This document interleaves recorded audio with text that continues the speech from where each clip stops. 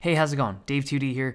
So these are the new wireless headphones from Alienware. They're new wireless gaming headphones, and they haven't made headphones in a very long time, like 8 or 9 years. It's been a while, but when you look at this thing, it's distinctly Alienware, right? It's got the LEDs, it's got the Alienware logo, like, it's super Alienware, but this thing is crazy expensive. This thing is $230. These are one of the most expensive headphones I've ever used, and they're geared towards gamers. But is it really worth it? Because $230 is a lot of money for a gaming headset. Now, the first thing I noticed about this headset is the comfort. These are incredibly comfortable, and I've tried a lot of gaming headsets before, and the general theme about gaming headsets is that they are supposed to be quite comfortable, but these take it to another level. They're lightweight, they're adjustable, kind of your standard movement on the ear cups, but the mesh on the ear cup stays comfortable even after hours of gaming. And I think they're using some kind of memory foam in here, because when you press on it, like I'll just demonstrate here, when you press it, it sinks in and it retains its shape for a little bit, and it's not something that I've seen in any other gaming headset, at least not one that I've used. And I've used this thing for about 2 weeks at this point.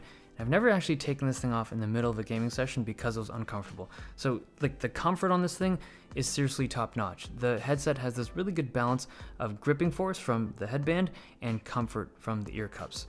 Now, the bottom of this headband is this rubber material. Like when you squish it, it feels like air, and it's similar to the headband material from some of the Beats headphones, like some of the Beats Studios or the Beats Solos. They have this kind of rubber material on the bottom that's got that squishy air cushion thing underneath, and it's comfortable, it's nice, but it concerns me about durability, because a lot of those Beats headphones, they wear down over time. Like when that rubber seal kind of peels off from the frame, it's impossible to stick it back in. And they sell replacements for Beats headphones and stuff at Amazon, but I don't know if Dell or Alienware is going to offer a replacement for this rubber. That does kind of concern me in terms of long-term durability. So the rest of the materials are good. Like the inner headband is this metal thing, kind of standard, feels durable. Nothing in here feels flimsy or weak or anything like that. Every component, every kind of joint here feels solid.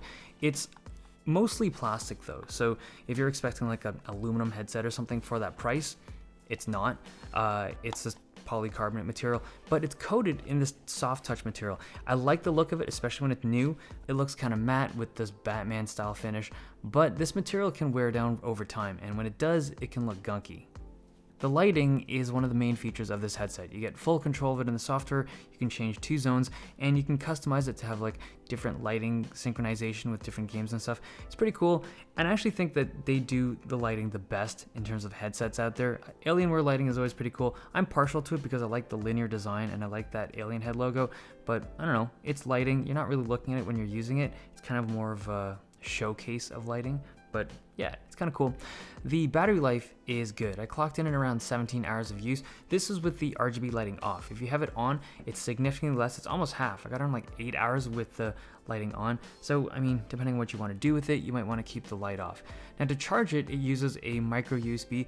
I really wish they'd included USB-C, because this is a product in 2018, and there's so many like crappy products out there that already include USB-C.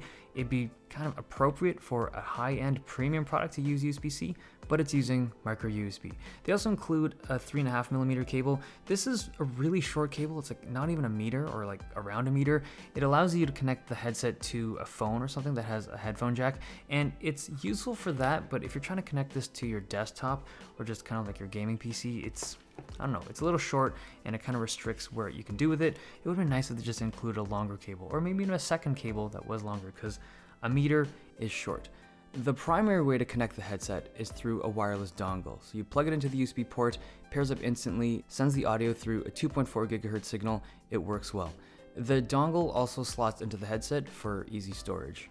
Okay, let's talk sound quality. This is probably its most important feature, I think, for most people, and it's good. It's very good, but they don't sound significantly better than its competitors. And if you look at the specs, and obviously the specs only tell a very small portion of the story, but just looking at that chart, I'm not surprised that the Alienwares don't sound that different from the Logitech headset. Now, the SteelSeries headset, the Arctis Pro, these sound significantly better. It's very noticeable. They're also crazy expensive, like way more than the Alienware and the Logitechs, but they, like, you can hear the difference right away.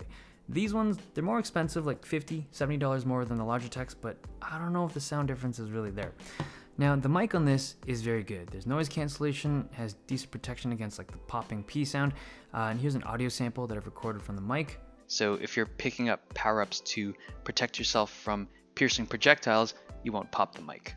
I also like how it's activated. Like you pull the mic down, Mic on. there's an audio cue to tell you that it's activated, and then when you're done with it, you tuck it back up, Mic off. and there's another audio cue that lets you know that it's off, and it just tucks away really clean. It just keeps that design aesthetic really Alienware. There's hardware controls on the back, so there's a volume dial, a mute switch, and then this balance dial, so you can kind of adjust the balance between your in-game sounds or your speech, like your communications app or whatever. It's pretty cool, and there's like this midpoint for that dial, so you can kind of feel it blindly, so you can just kind of adjust it when you're not really looking at the dial. You can kind of see where the middle is, which is where I've kept it most of the time. What else is there to talk about? Well, the software. So they have this 7.1 virtual surround sound that they achieve through software. It's nothing special. I think a lot of companies do it, but they do it as well. It sounds pretty good. But they also have this thing that I don't love. It's this visual representation of your audio space, and it'll indicate on screen where your enemies are. Now, I don't even bother using this because, quite frankly, I think it's not that it's cheating, but unless you're hearing impaired, I find it kind of lame. And how useful could it really be? Like, if you're dependent on that to play your game, then you're probably playing your game wrong. Okay. $230 for a headset from Alienware. Is it worth it? My take on it is this.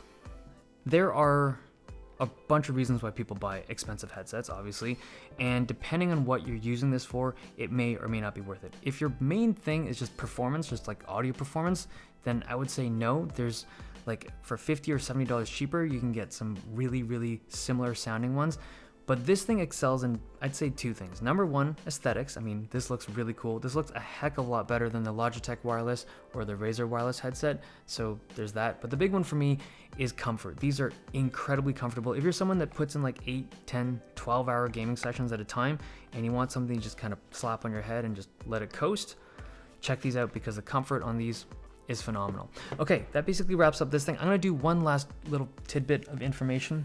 There's a matching mouse to this, the Alienware Elite gaming mouse, and it looks really cool, lights up, it's got that whole Alienware DNA thing going on, and you might be tempted to get one to have a matching set of Alienware peripherals, but it's a palm gripper's mouse. So if you're a fingertip gripper or a claw gripper like I am, it just doesn't feel right. It's a good mouse overall, like if you can get used to the shape and size of it, if you're a palm gripper, but if you're not, I don't recommend this mouse. Okay, hope you guys enjoyed this video. Thumbs if you liked it, subs if you loved it. See you guys next time.